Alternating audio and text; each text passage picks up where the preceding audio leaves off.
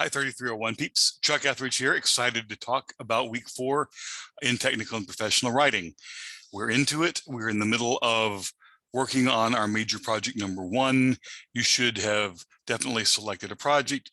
You should be beginning to find documents that are examples of the kinds of writing that you do in that field.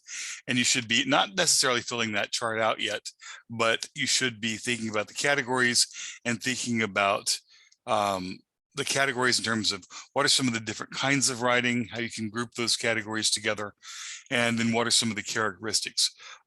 Who's the audience, what's the purpose, what's going to be done with it, what's ethical, things like that that the field guide asks you to do as well. So we're going to continue to learn about tech writing as we work on the project.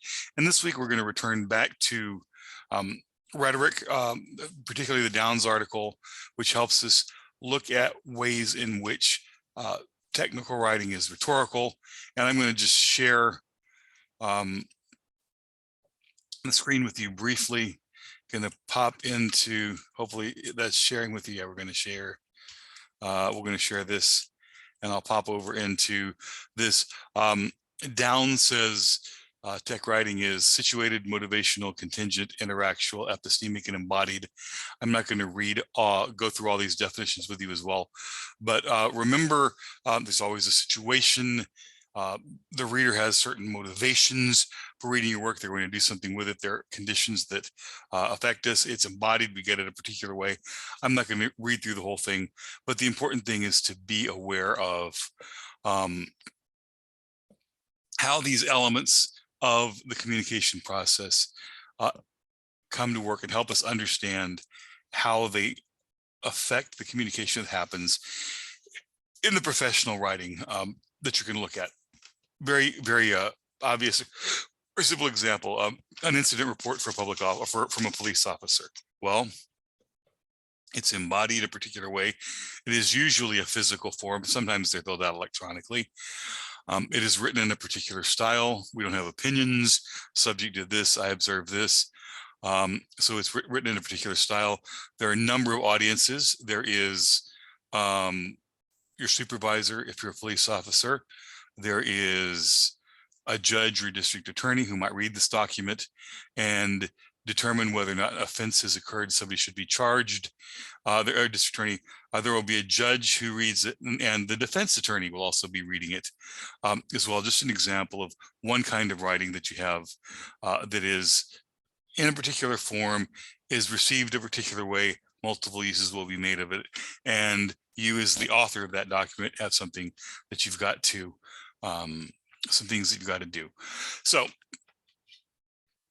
we're going to be doing that. And the other thing that we're going to be doing is we're going to begin to focus on the way how documents are physically received and designed, the way they look on the page, and what we do with that as well, and how we can make our documents as useful and as accessible as possible.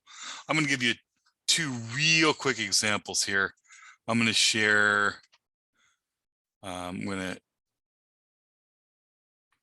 try to get the screen to come up. We're going to try to get the recipe card as well. So sorry, having a little bit of issues on this computer as well. So we're going to, yes, this is the screen I want to share as well. It's a recipe. Now, we may not think of it as a genre, but we write a particular way because readers read a particular way. In this case, they want to make the dish that's there. So they always begin with the title of the recipe. Sometimes there's a picture, often not, how long it takes to cook it, how long it takes to prepare, and how much it's going to serve. And then you have the ingredients. And then often on the back, you have the steps, what you do as well. Simple piece of professional writing that shows us elements of design, and we're going to get read 4 chapters on it, lots more into about this as well, but shows how elements of design can affect the way we write and the way we read as well. We're also going to learn a little bit about some good qualities of good and bad design as well. And just as another example, I'm going to once again share this screen as well. Let me get in here, and we're going to look at this flyer. Um, Now we could talk about this a long time, but some things that you ask, where does your eye go? And I don't know where your eye goes. Naturally, we want to look at the top. We have something that says haunt and scenic design, but it's hard to read and hard to look at. Hard to read because of the font, hard to read because of the color.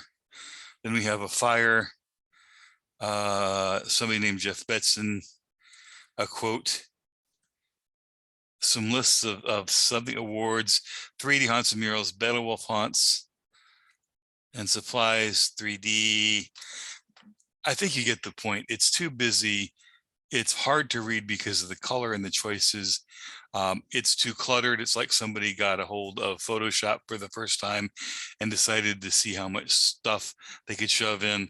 But the biggest challenge I have with that is, aside from I don't know where my eyes should go. There's no visual flow, because things visually, we read right to left or up or down. There should be some rhyme or reason, but I find myself eyes just darting around the screen as well. But the biggest thing is, I don't know what this is about. I don't know who wrote it. I don't know what action I'm supposed to be taking from it as well. So remember, it's a piece of technical writing. If you want someone to go to your birthday party, you create a flyer so people will know whose birthday party it is, who's invited, where it is, what to bring, things like that as well. And we could go on and on, but the biggest thing is there's no clear purpose about this, and the visual design, I'm sure there is a purpose. My guess is this guy is a graphic designer, probably not a very good one, who's trying to drum up business. He seems to specialize in spooky things, or gothic or horror things as well. He's trying to drum up business. He's not going to get a lot of business for this flyer, but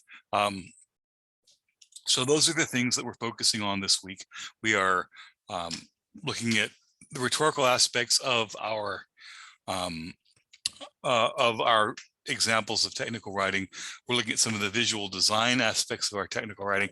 And by the end of this week, you should have at least gotten a hold of 10 different kinds of documents, or 10 examples of different kinds of technical and professional writing in your field. If you can't do that, if you can't find stuff, if you're having problems, please let me know. I'll be glad to help. But so far, so good.